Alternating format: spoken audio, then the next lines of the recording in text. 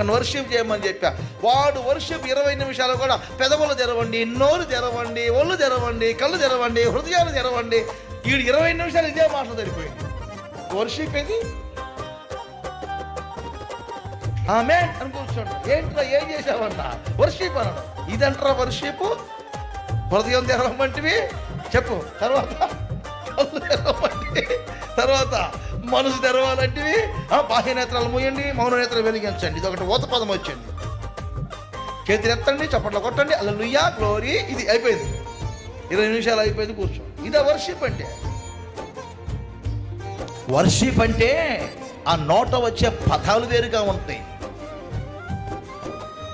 ఆయన నామాన్ని ఉచ్చరించే విధానం వేరుగా ఉంటుంది. ఆయన్ని కీర్తించే విధానం వేరుగా ఉంటుంది.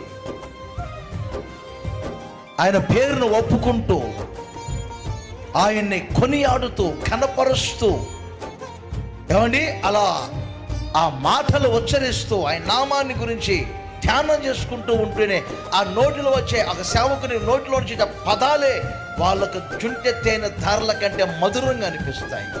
ప్రభువులో లీనమైపోతారు, తేలిపోతారు, పరిశుద్ధాత్మతో నింపబడతారు, పరిశుద్ధాత్మలో నిండుకుంటారు, ఆత్మలో హర్షిస్తూ ఉంటారు. ఏమంటే తేలిపోతుంటారు.